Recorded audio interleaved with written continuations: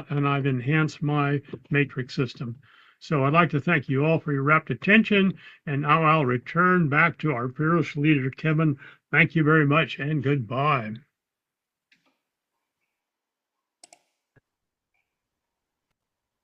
Bill is optimistic, I think, in his terminology. Fearless? I'm scared of all sorts of stuff. So, so I found that talk interesting in that he presented usually the presentations I found on with word sort tend to avoid the runs that he talks about. He's doing that to create a version of bird sort that is what he called a regular sort, or I think it's also called a stable sort. And the other interesting thing is that it's kind of it makes it maybe a little more complex, but it also you're sort of doing the merge only when you need to do the merge, which is interesting. I've usually seen it done kind of as a pure recursive operation, which is so very fascinating presentation. I wish Bill here was here to respond to comments, but for some future meeting. Alternatively, we might consider accumulating comments now, and I can email them to Bill. If anybody has questions that they want passed on to Bill, just maybe put them in the text to everybody chat, and we can go from there. So, do you want to do a little roundtable chat amongst ourselves now? Does that seem reasonable? Good. Bill used the term leader. I prefer cat herd, or I don't know. It's good to see all of you. Some of you whose names I recognize, some of you I don't. If you didn't go to MeetUp and subscribe, I think that I'm disappointed in you. If you know folks that are interested in Fourth, but they could care less about the meetings, maybe have them subscribe, have them join the MeetUp group, which has coming up on 300 members. I'm hoping for 300 members. It's and maybe this will just happen at random, or maybe we can push it along somehow. If any of you have ideas about how that could happen, let me know. Maybe we could, in the intro, we could consider touting the MeetUp group, and that'll propagate to the exciting YouTube replays thereof. Comments. All right. It may be that I'm the only one that's interested in this, but that Dave Jaffe says we have now 380 members, although his word order was different from mine. That's a lot of people. So I'm hoping for 400 members. It's nice to have my wish fulfilled for 300 members. Maybe the wish was fulfilled in the monkey's paw way by making me senile and forgetting that we had 380. But we need to think of ways to have more folks join us. iPhone says Radix sort has the fastest performance ? Only in the narrow set of circumstances in which you can use it. I've made a note on this Tim sort is what apparently is the state of the art sort now, and the stable sort. I noticed, yeah, stable is the standard term for sort. And one of the things is, if anybody wants to go, the sort that's in uh, Cozy, I can show that whenever I start. Yeah, But it's we'll not what? Should I just we'll share my be screen? no. I would Oh, like you to put that in as part of your talk, which we will it is. start in due course. Yeah. Dennis Okay. Roofer says, does anyone remember when I did the contest of sorts? I was feeling out of sorts that day, so my memory does not span. Dennis, do you care to tell us what year that was so that we might excavate in the YouTube?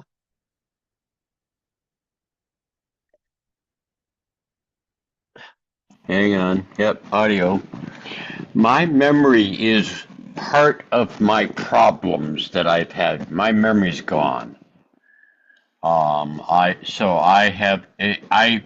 been trying to figure out how to even look for it at the moment, and I'm drawing a blank.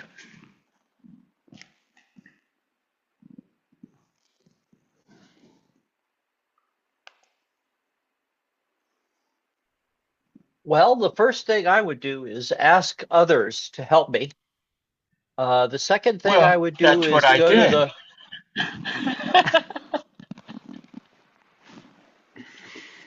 was it on the agenda and were we live in person at Stanford? Where were we?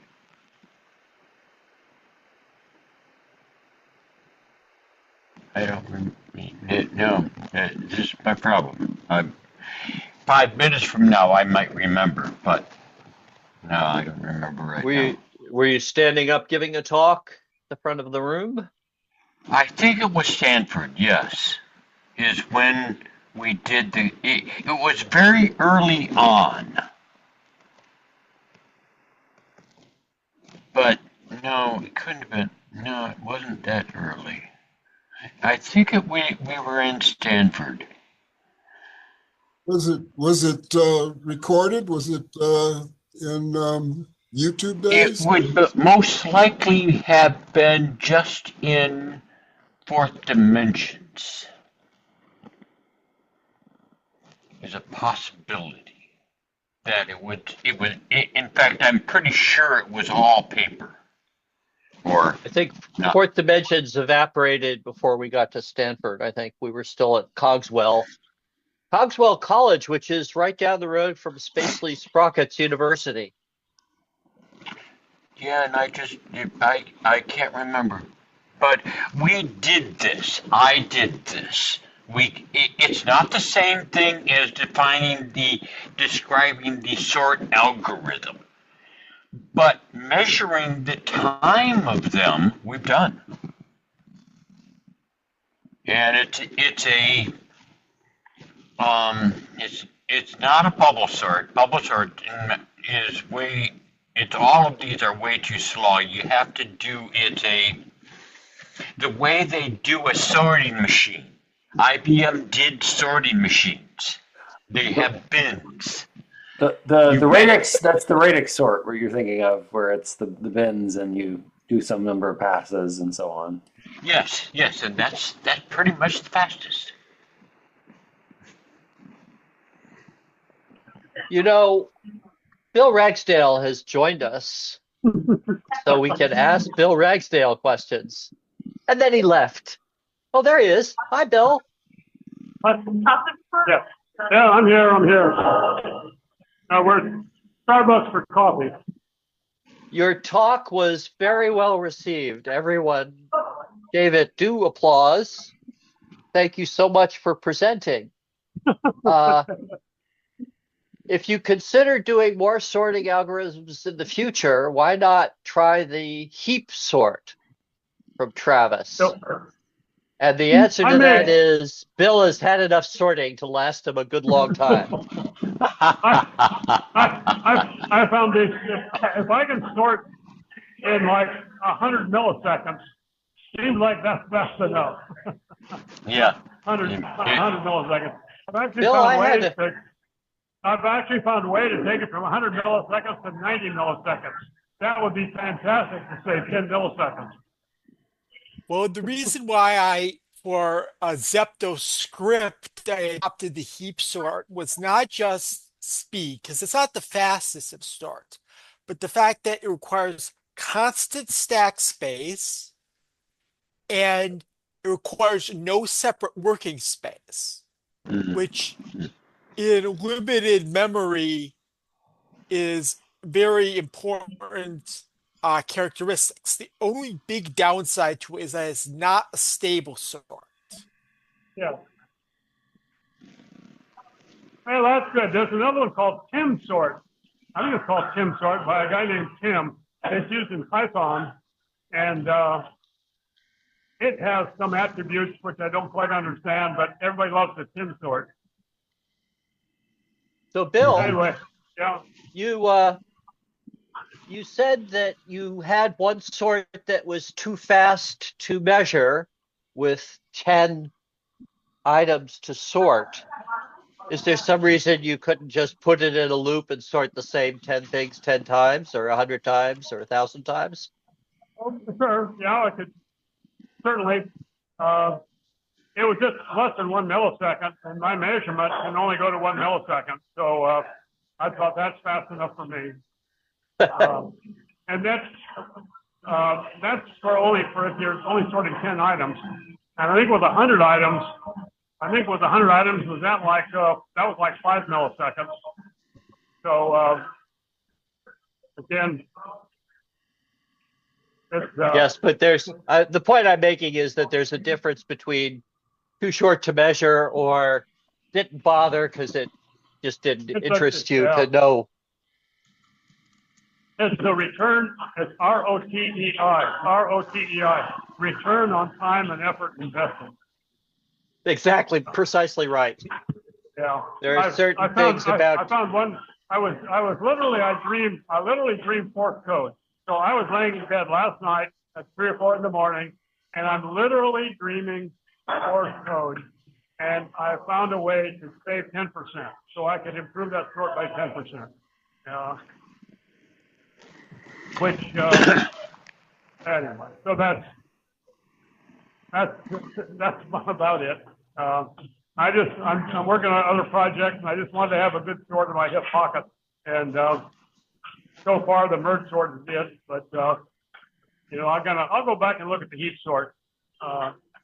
The software I have, the program will automatically reallocate. So if I need 40K for a temporary sort, it just goes and grabs it out of dictionary space, uses it, and then at the end of the sort, it releases it, and the extra space goes away. So it only uses that 40 kilobytes while a sort's going on, and that 40 kilobytes is for 1,000 row matrix.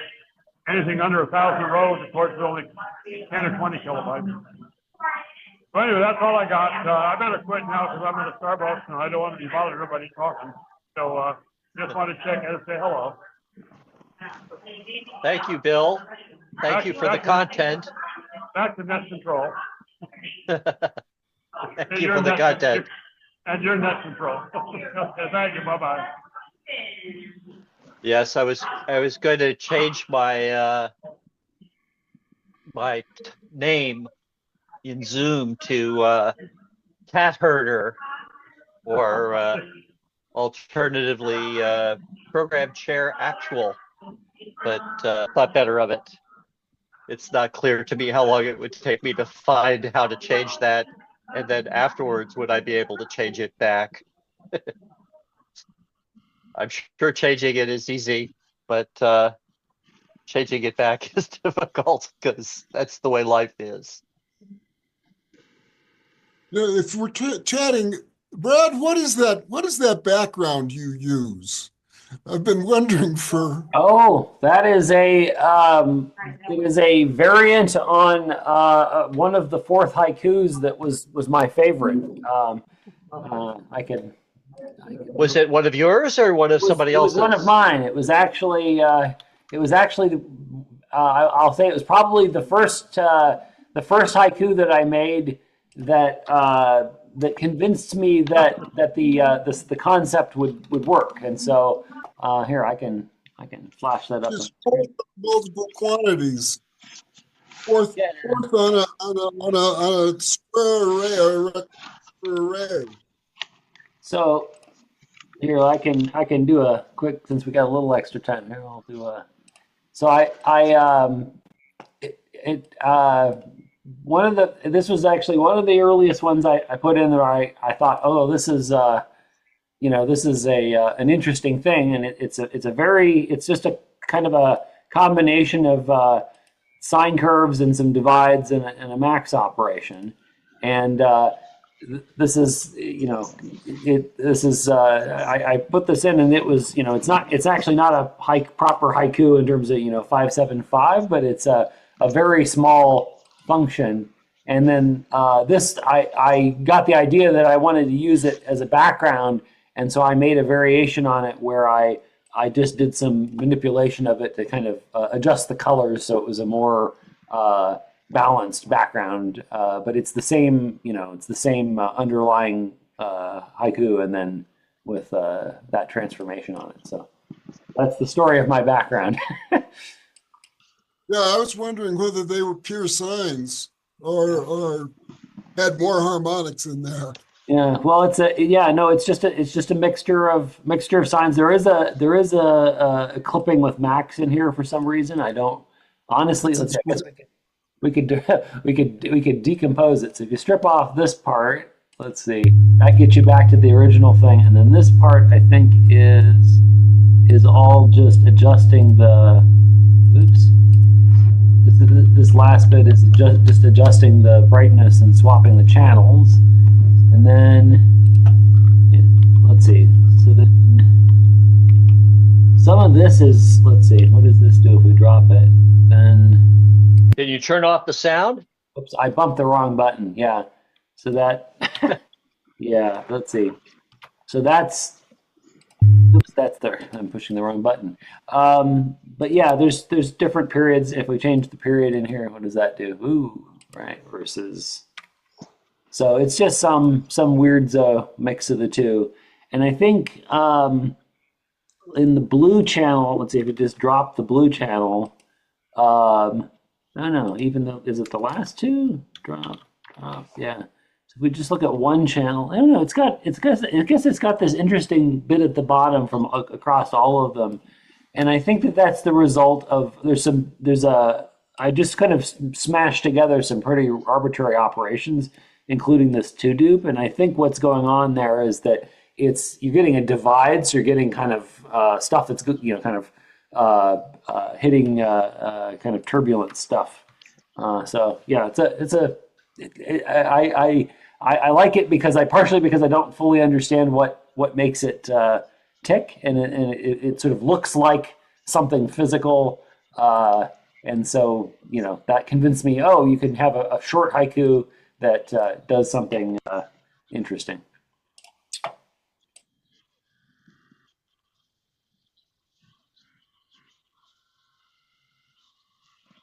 Okay, Brad, would you be interested in giving spring is here and here are the springy fourth haiku talks?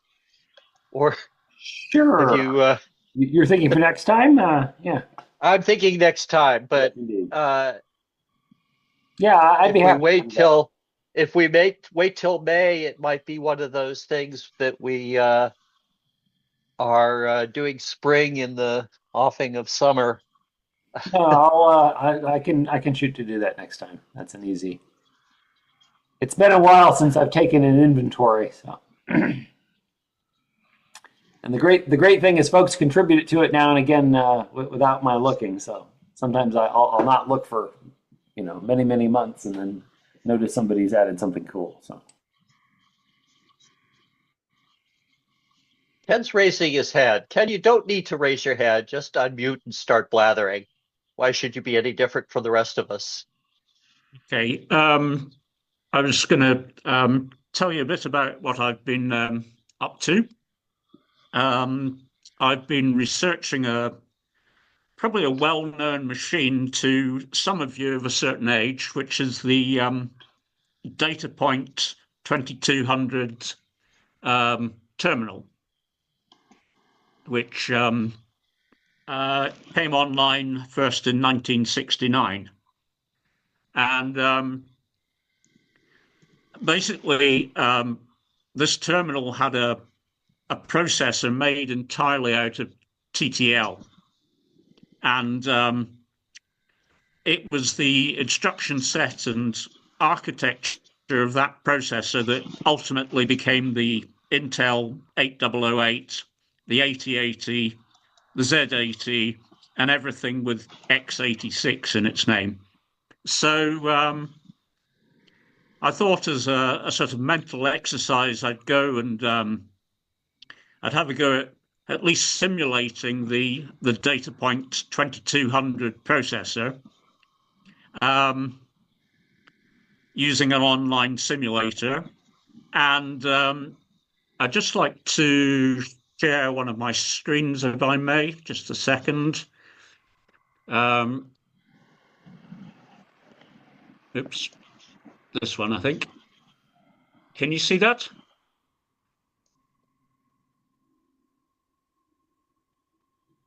Right. Okay. So on the left we have the original DataPoint instruction set.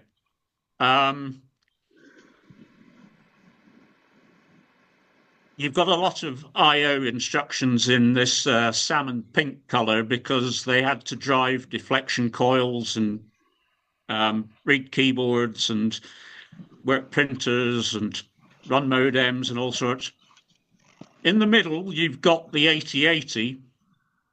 And if you have a quick visual comparison of them, you see that the 8080 is, well, it contains all of the instructions of the DataPoint 2200, plus a few more. And then on the right, I've been speculating in green what I might possibly be able to achieve if I got rid of some of these, this group of not much used I/O instructions. So I've put a whole load of stack ops, pushes and pops, 16-bit register transfers, a couple of increments for the accumulator. And if you're going to have a 16-bit machine, you might as well have a 16-bit accumulator. So I've come up with this concept of the A prime register. Anyway, it's a work in progress. On another screen, I've started transcribing the schematics of the DataPoint 2200. Can you see that?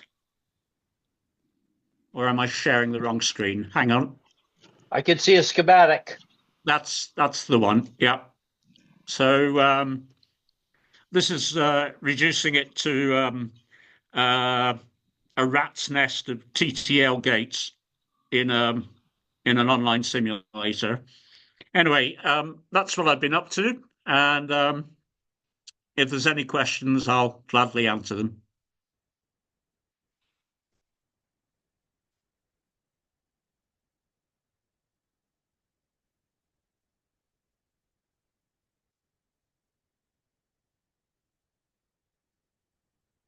To reel it into the fourth discussion, I hope to run a version of fourth on this thing when I finally construct it.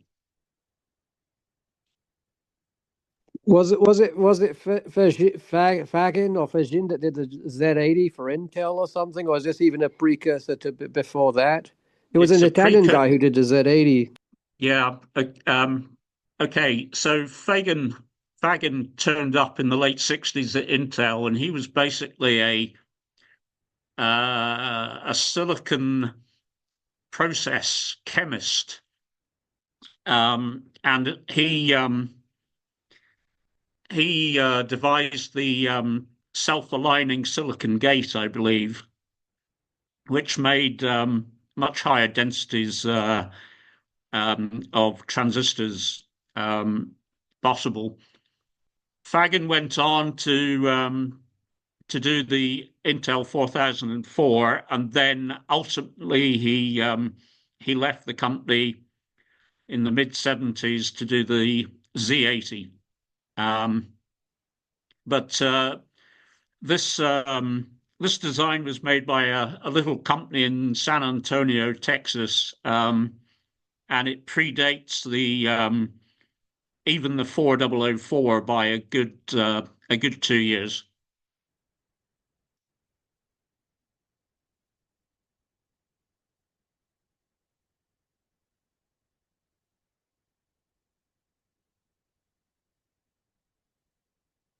Anyway, that's all for now.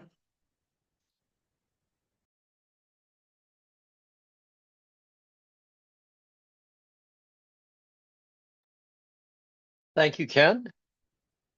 All right, I'd like to go around and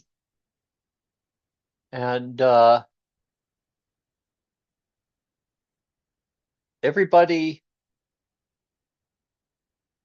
will introduce themselves, tell us where they are presently physically located, and tell us about a fourth project of great interest to them.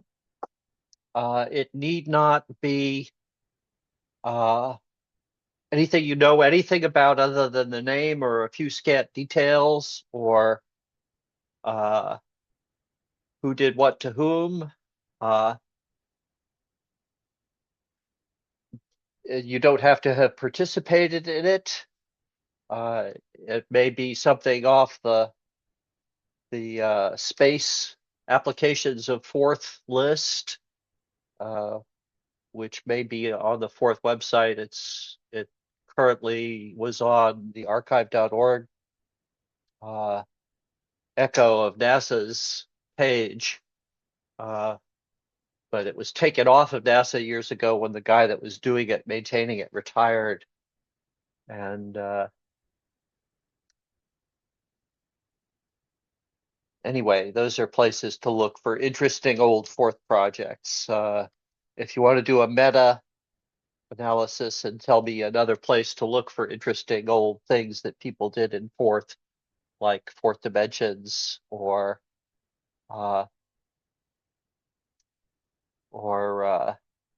any of the old proceedings.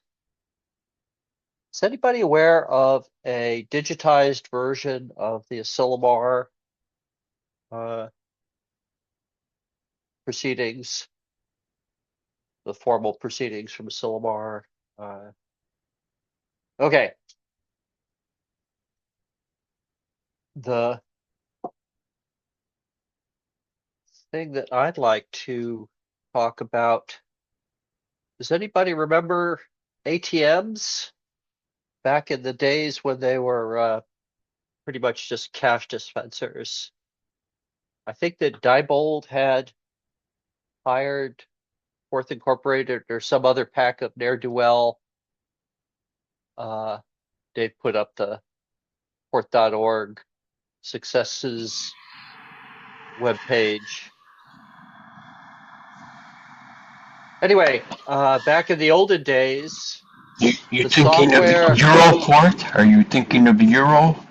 The smart card? The No, smart this was card before stuff? that. This was the early versions of the Diebold cash machines. The earliest ATMs had fourth in the guts instead of versions of Windows. We know it's Windows now because you can go on YouTube and see somebody bringing up solitaire on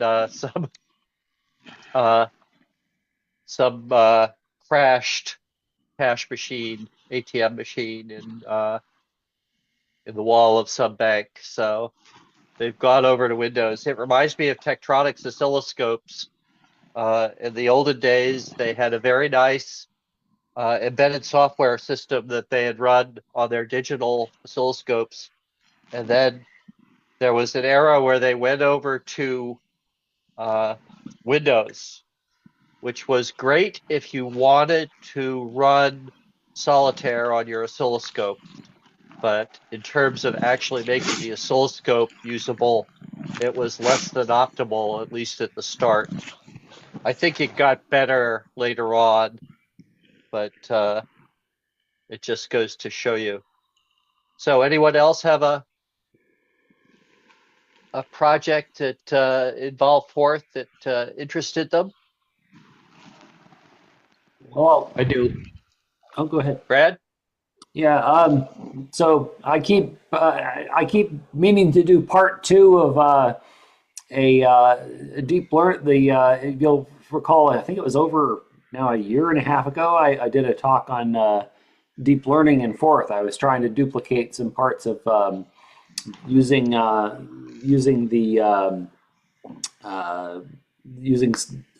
matrix operations to build a convolutional neural network, and I got partway through, and then I ran into stability issues, and then sort of keep putting down the project and realizing when I come back each time that what I did at the time, I made things more complicated than they need to be, and so I keep meaning to restart and come back and give part two of that talk that only ever had a part one, but hope to get to that this year sometime. I've got a project.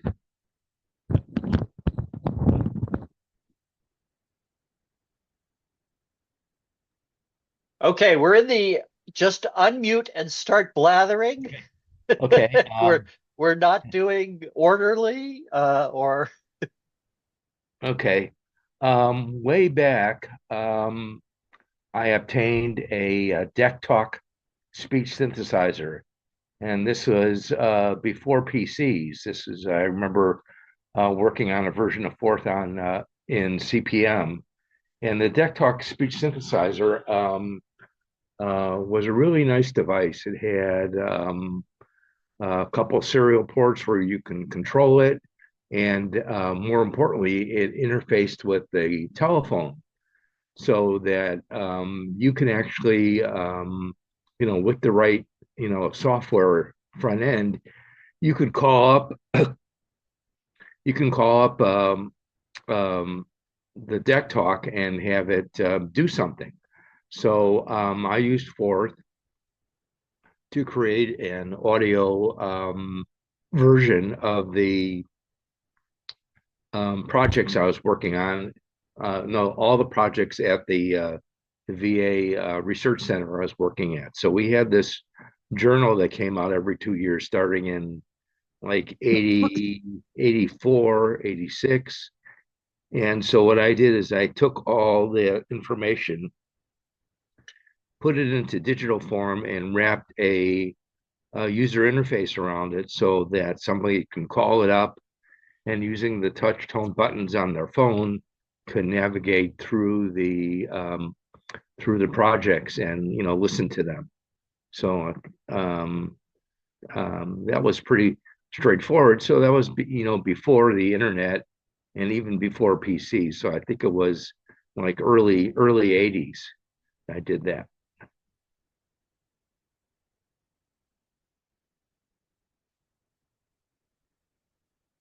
That's it. okay. Rolf, do you have a project that comes to mind that was done in Forth?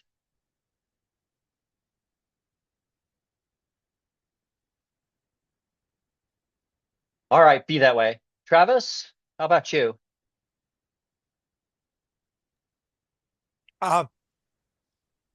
Well, of course, I could blather on about my own projects. That's fine. Uh, well, one fun little project that someone was working with Zeptoforth on was a think Doom. It wasn't a video game that you can shoot monsters and zombies and such with, but it had a texture mapped environment on a little RP2040, the Tufty RP2040 board. And you could use the buttons on the board to navigate the environment. You could turn with them, you could go forward, you could walk around the walls and such, and the ceiling and the floor were all texture mapped. This was 2.5D, like Doom, not like Quake. And a while back, I asked the person who did most of the work on it to go in if they could donate their code as a demo for Zeptoforth, but I haven't heard anything back yet because they said that their textures that they used weren't necessarily free, as in freedom that is. So they would have to find new textures before the code could be put in the Zeptoforth tree. I might bug them about it in a bit, see if they've made any progress on that front, but it was a neat little project. And anyone else want to share?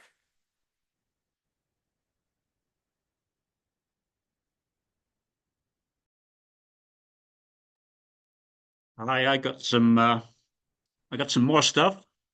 Kevin, you mentioned the use of computers within ATMs. Well, in the early 70s, when ATMs were first coming out, they needed some onboard processing. And there was a machine, 16-bit machine, old TTL, that was called the Naked Millie. And hopefully I can show that for you. So this is about, I'm guessing, 8 inches by about 15. 4-bit 74181 ALU chips there. And this is what they built into a lot of ATM machines from about 73 to 76. And going back to Forth, I'm working on a cut down version of Forth that they call Mint, which is a minimal interpreted Forth-like language. I've already got running on a Z80, and hence my interest in the TTL version of the data point board. See if I can get Mint to run on that. Mint is basically Forth. It is to Forth what Tiny Basic is to full size Basic.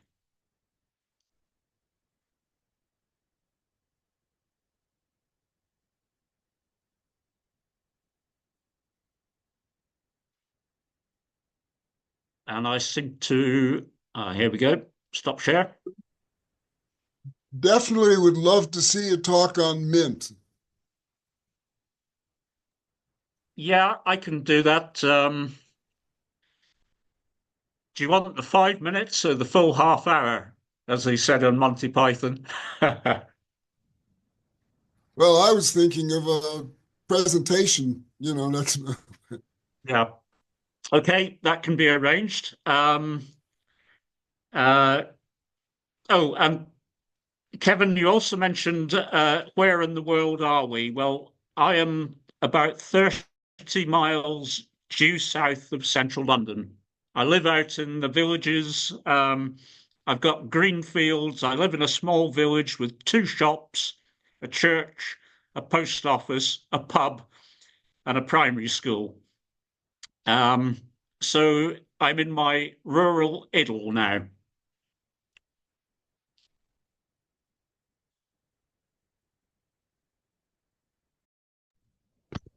Suburban London. Suburban London. I've had friends out in Wapping and other directions. That's out to the east. No, I'm due south and 30 miles out, so I'm out in the countryside. It's green fields and windy country roads here.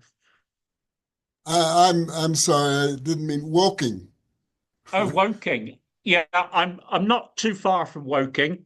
Woking's about 30 miles to the slightly sort of northwest.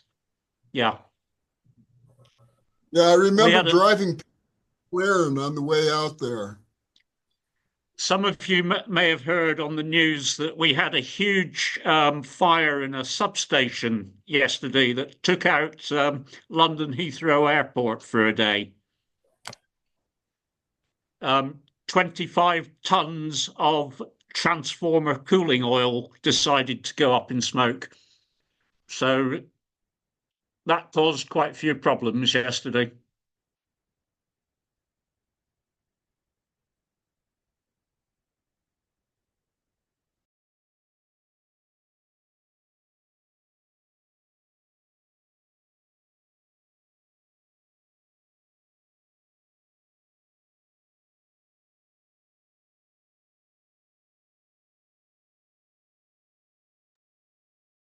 If anybody's interested, I'll put links to what I'm doing up in the comments. And that's it from me.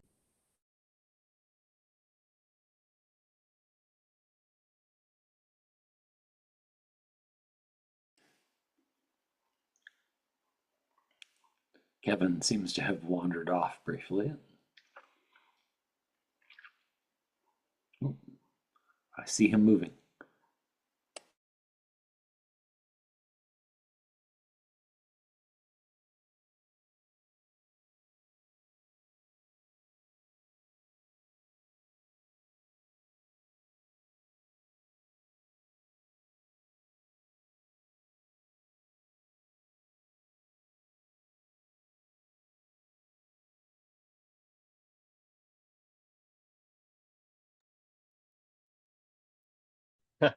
I'm sorry, I was off camera for a moment there.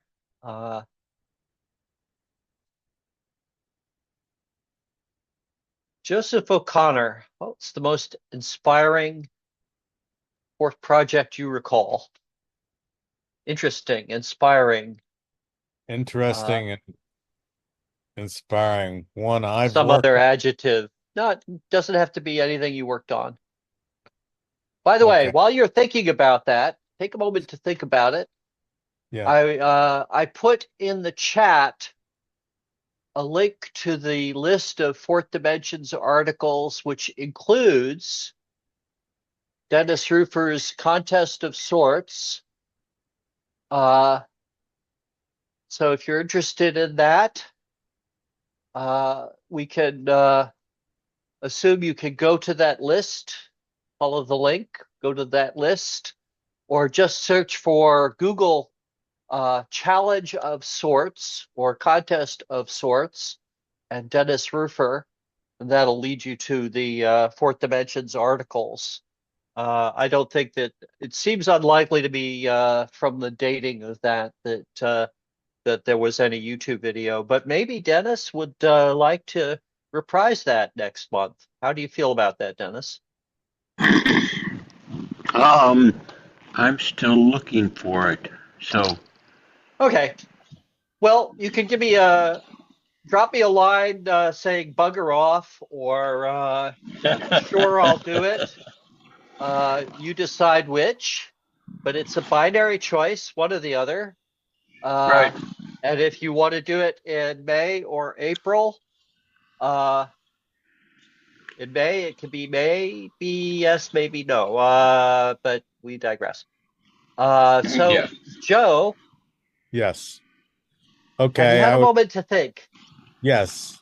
All right. I'd say that my fourth interest of what I find most inspiring are like in two different streams.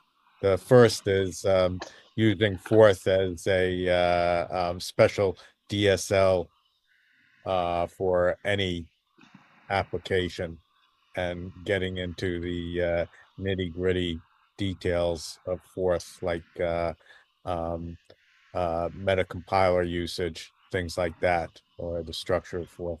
And another is also using Forth for hardware, robotics, space exploration, um, like Don Golding. I find that very inspiring, I have to say. And his work is really fascinating right now. So, does that help answer your question? So you never met a compiler you didn't like. I, Do you remember I the? was thinking Did about you do you remember the? I guess it was sort of a follow-on to Fig Forth that was published as a article. I don't know if there's a scan on the website. Uh, Basically, it meta-compiled Fig Forth ish. I'm pretty sure that although Bill Ragsdale made the original Fig Forth model with a meta-compiler, he moved back to the assembly language listings because that was more portable, first of all, and second of all, it was unlikely to raise the ire of Forth Incorporated. I think that there were a couple of things in Fig Forth that were purposely done to avoid pissing off Forth Incorporated any more than absolutely necessary to spread the language. Dennis unmuted. well, I wouldn't want to piss them off, that's for sure.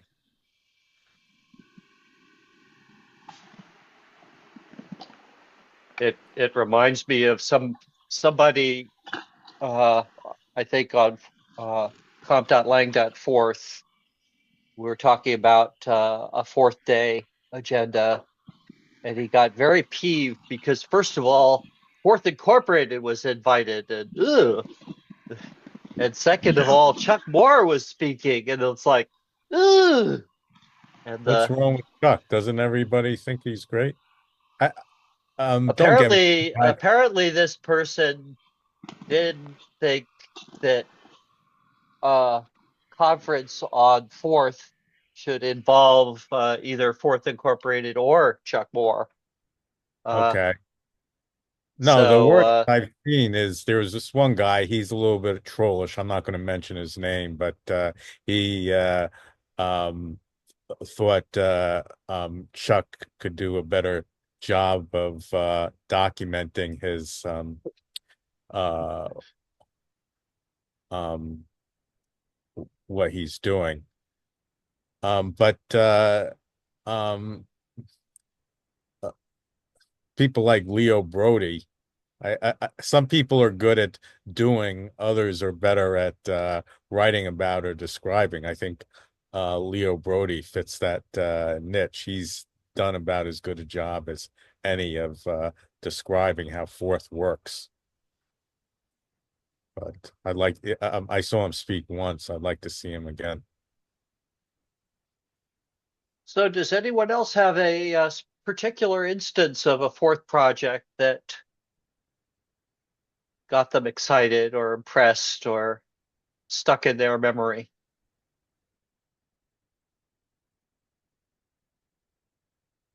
So Jurgen, What was the most impressive, exciting, memorable, inspiring fourth project you can bring to mind?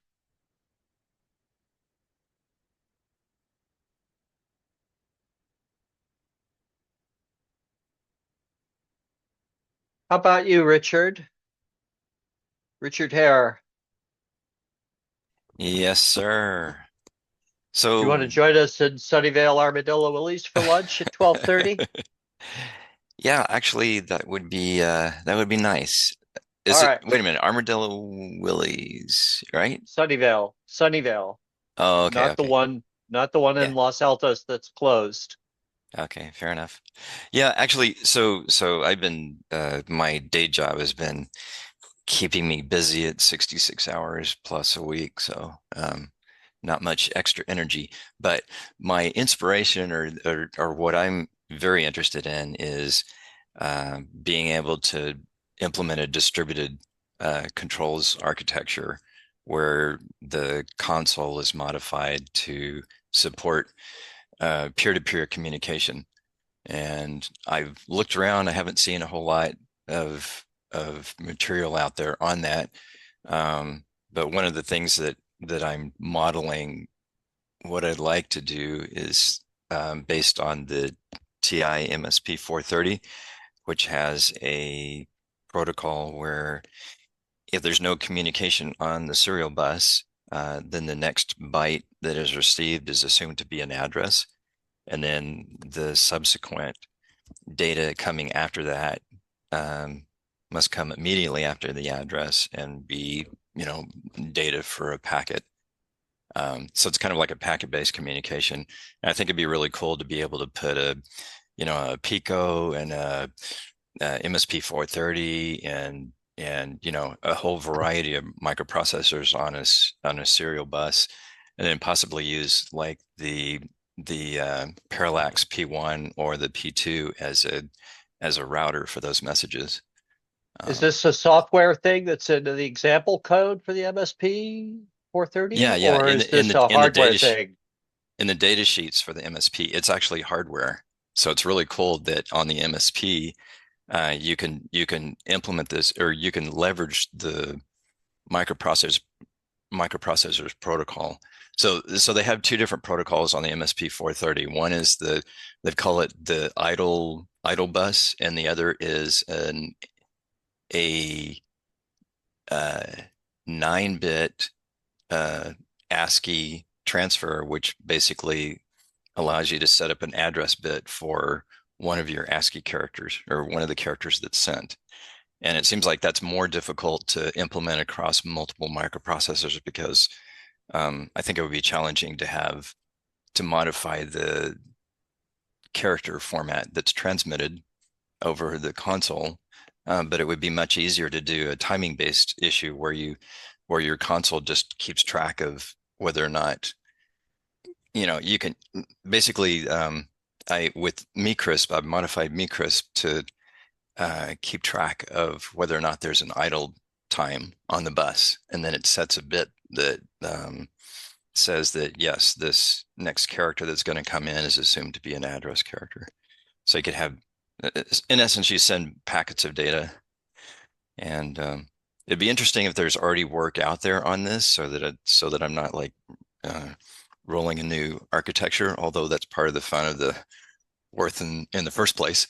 But unfortunately, I just haven't had a whole lot of time to get into it. But that's what inspires me right now is being able to build a distributed architecture. And then once that's done, then you could focus on implementing all of the features of a microprocessor in Forth. I think another thing that fascinates me is that if you look at the data sheet, there's a lot of timers and alarms and interrupts and whatnot, and it seems like when Forth is written, the entire feature set of a microprocessor is not typically filled in. And I don't know if it makes sense to consider that as a module that you would load, where I don't need this feature, so I'm not going to load the module. But I know that there's a gentleman in Australia, Peter Jakaki, which has been working on implementing, features that are represented in the data sheets for microprocessors. So that would be my second interest is building a toolbox for every micro, or for typical microprocessors that are used.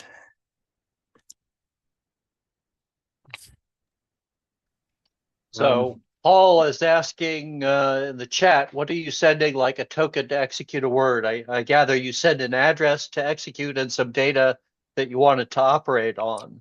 Yeah, you can almost look at it as UDP in the Ethernet domain. I think it's like UDP packets where you have a it's much more complicated on the Ethernet side, but on the serial side, basically, if you considered a packet of data as a set of characters of random length, the first character being assumed to be the address of your device. And then, since it's all raw implementation, you could actually divide on a small embedded system. You could actually divide a single 8-bit value into 4 bits of 4 bits of channel and 4 bits of address. So you could have, X number of devices on a given channel, and then X number of channels on a given bus. And I've actually updated there's a serial console called Picocom under Linux that already has a method to send out hex characters. And so it was fairly trivial to update Picocom so that it would send, it would follow this packet protocol where you could set up an address as your first. Basically, I updated Picocom so that there was if you instead of typing Control X to send hex characters, you can type Control M, and it accepts the first byte as an address, and then the second set of data as, in essence, a word or a command to microprocessors. So I've tested that out on like a single processor, but I haven't implemented across an array of processors yet. And that sounds very interesting. Yeah. Many years ago, about 8-9 years ago, I was dealing with a small MSP 430. Yes. And I noticed that it had 4 SPI ports. One sort of coming out in a northerly direction, another to the south, another to the east, and another to the west. And I thought you could put together a protocol and you could put an array of these 430s together on a board and have them all talk to each other using some sort of a communications protocol over SPI. But later on, when I came up with Mint, I sort of thought, well, rather than putting 6 or 8K of forth onto every processor you want, I managed to get Mint down to 2K, well, under 2K. And you just send ASCII characters at it, and you have an on-chip interpreter, which basically it's like you're sending forth words at it, and it interprets them off the cuff, straight off the SPI or the RS-232 link.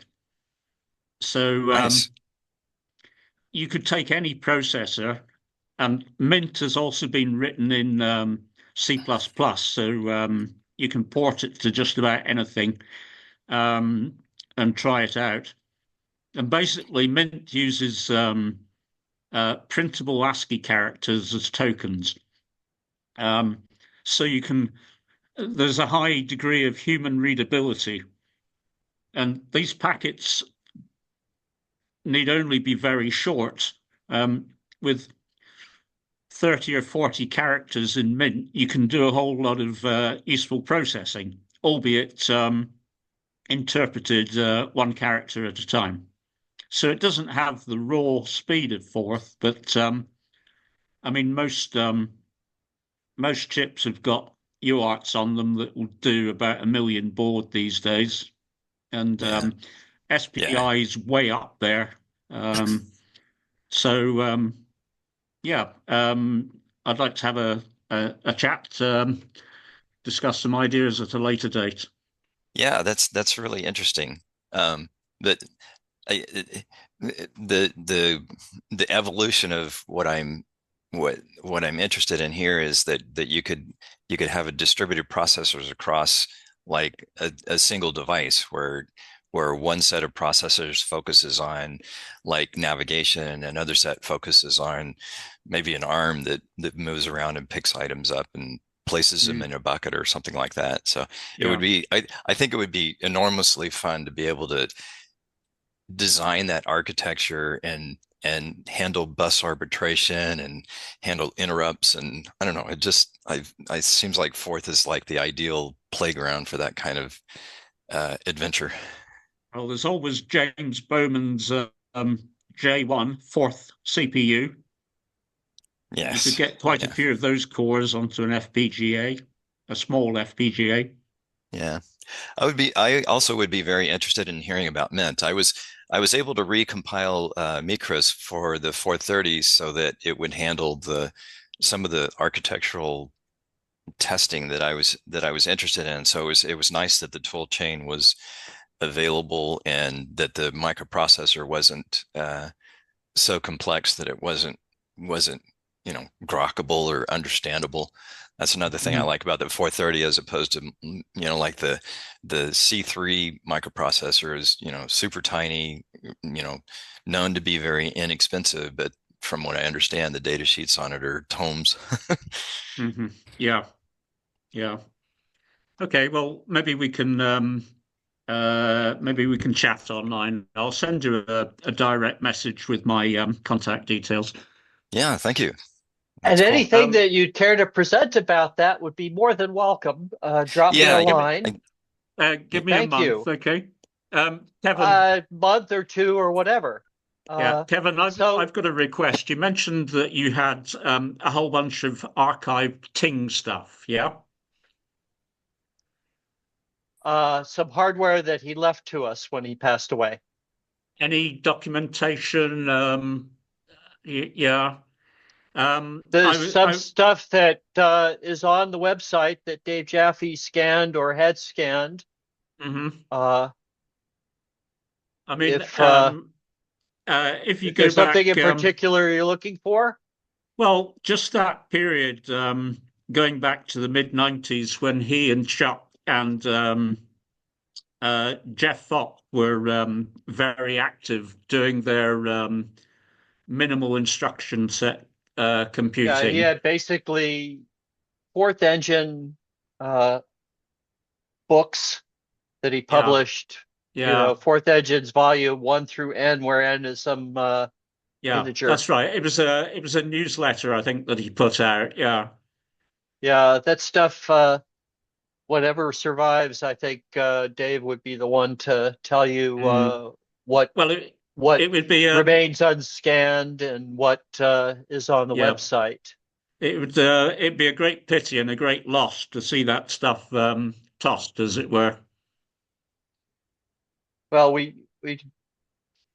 I for one am not tossing anything that isn't scanned yet, but I don't have any particular repository of Tig's fourth engines, volume 1, volume 2, volume whatever. And with that, one final question: all of those early video recordings that were made of earlier FIG meetings, is there a repo that's got those on, or are they still out there? Well, what isn't on YouTube? There may still be stuff on Jeff Fox's website. I haven't looked there for a while, but my recollection is that it's still around. Have a look at Jeff Fox's website. have a look at YouTube. Besides on the channel, and also on the channel, there's some old stuff. Mostly older meetings. If they were videotaped, they may not have made it to YouTube. I think YouTube may have deleted some older stuff that wasn't looked at. I don't know. Okay. All right. Thank you. If you find anything interesting and really old, make a list and make a presentation out of it.